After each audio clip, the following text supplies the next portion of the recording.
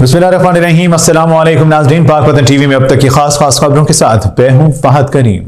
जमीयत उलमा इस्लाम के सरबराह मौलाना फजल रहमान ने हुकूमती पॉलिसियों पर तनकीद करते हुए कहा कि इसराइल नाम का दुनिया में कोई खित्ता नहीं, लेकिन इसको तस्लीम करने की बातें हो रही हैं।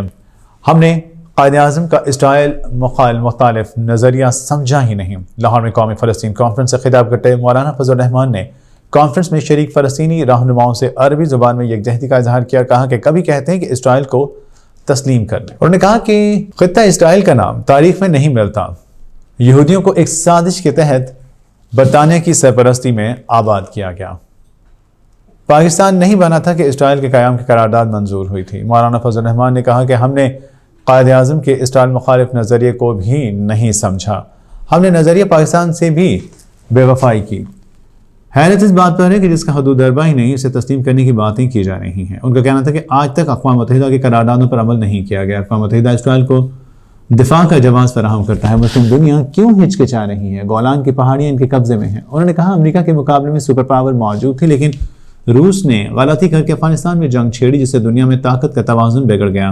मौलाना फजल रहमान का कहना था मस्जिद अक्सा उम्मत मुस्लिमा का है और सऊदी अरब को यकीन दिलाया है कि हरमैन के तहफ़्फ़ुज़ के लिए कट मरने के लिए तैयार हैं। खिताब के दौरान हुकूमत पर तनकीद करते हुए उन्होंने कहा कि शहबाज शरीफ की हुकूमत कब है?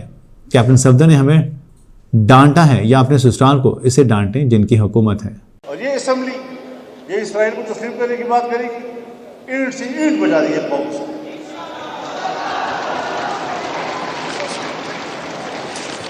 मैं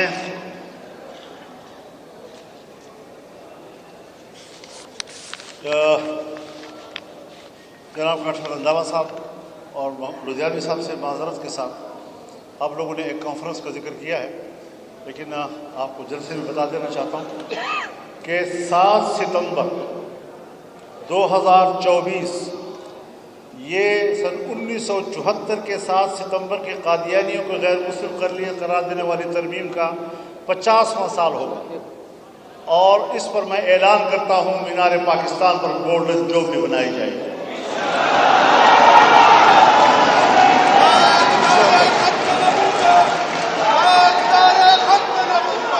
और पूरा मुल्क आएगा इंशाअल्लाह उसमें।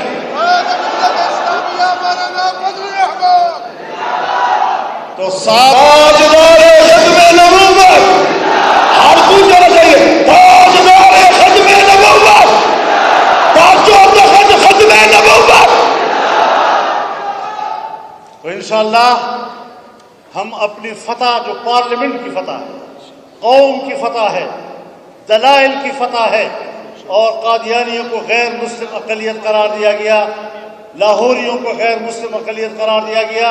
13 दिन तक जरा होती रही, दलाइल पर दलाइल आ रहे थे, मार खाई उसने, पार्लियामेंट से मार खाई, बहुत बड़े इदारे से मार खाई। कहते हैं कानून का मंबा पार्लियामेंट है, कानून साजी का मंबा पार्लियामेंट है, मौलवी क्यों फतवे देता है? तो ये तो पार्लियामेंट ने किया ना, ये फैसला पार्लियामेंट ने किया। मेरे मोहतरम दोस्तों, दुनिया की कोई ताकत पाकिस्तान में कादियानियों को दोबारा मुसलमान का स्टेटस देने की सोच भी नहीं सकता इंशाअल्लाह। और 7 सितंबर याद रखें, मीनार पाकिस्तान पर गोल्डन जुबली होगी और 50 साल गोल्डन जुबली पूरे कौम मनाएगी। प्रोफेसर साजिद मीर साहब और उनकी जमात मरकज़ी जमीयत अहले हदीस पाकिस्तान को मुबारकबाद पेश करता हूँ। उन्होंने वक्त के तकाज़ों को भांपते हुए इस ज़रूरत को पूरा किया है और एक कौमी नुमाइंदा इज्तिमा मुनक़्क़द करके फ़लस्तीनियों के साथ यकजहती का इजहार किया है। मैं फ़लस्तीन से आए हुए अपने मुअज़्ज़ज़ मेहमानों को भी खुशामदीद कहता हूँ। इख़्वतल किराम, ज़ुयूफ़ुनल किराम, नुरहिबुकुम तराहिब हावा मिन अअमाक़ क़ुलूबिना,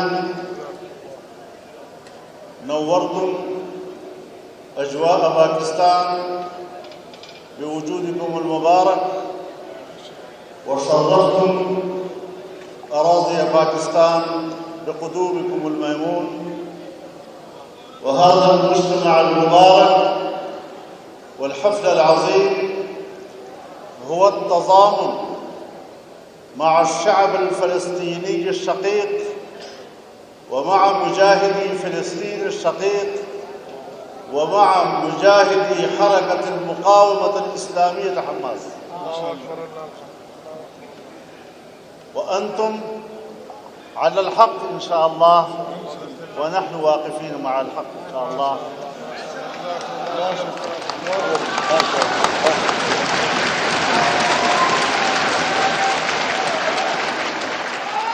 ونحن نعلن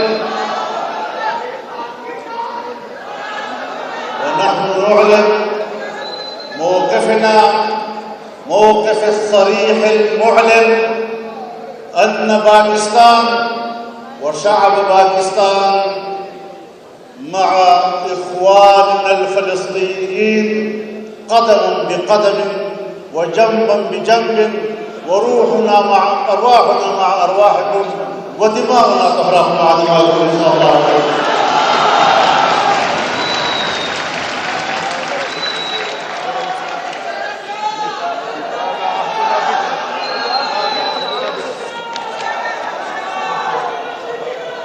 میرے محترم دوستوں،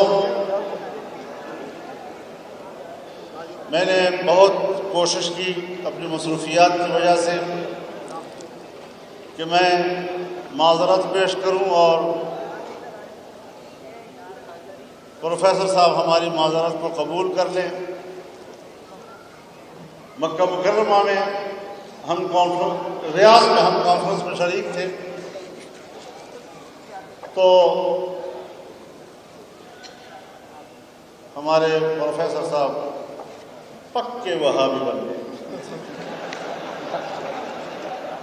میں نے کہا میری درخواست مان لو، کہتا نہیں مانتا. میری سماجت مان لو، کہتا نہیں مانتا. میری منت مان لو، کہتا نہیں مانتا. تو میں نے کہا کس چیز کو مانتے؟ کہتا اللہ کو مانتا ہوں. اس کے بعد کوئی وہ کرائی نہیں.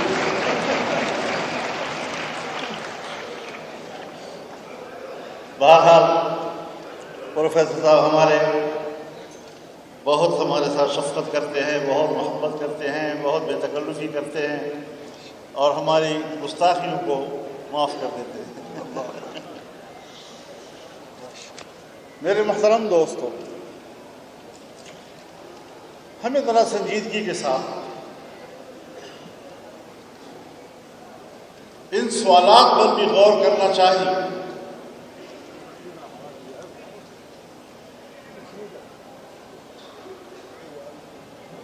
جس پر بحث و تمحیص ہمارے قومی اداروں میں بھی ہوتی ہے، مملکتی اداروں میں بھی ہوتی ہے. کبھی کہتے ہیں اسرائیل ایک حقیقت ہے، اسرائیل کو تسلیم کرنے میں کیا قباحت ہے. کبھی کہتے ہیں عربوں نے خود تسلیم کر لیا تو اب ہم کیوں تسلیم نہ کریں.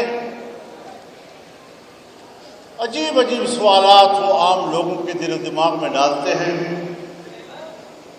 اور باقاعدہ اس پر ایک ماحول بناتے ہیں، نوجوانوں کا ذہن اس بات کے لیے تیار کرتے ہیں اور یہ بالکل ایک لمحے کے لیے بھی نہیں بتاتے کہ اسرائیل کے حوالے سے تاریخی حقائق کیا ہے.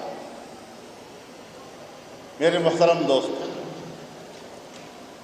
ایک صدی قبل تک اسرائیل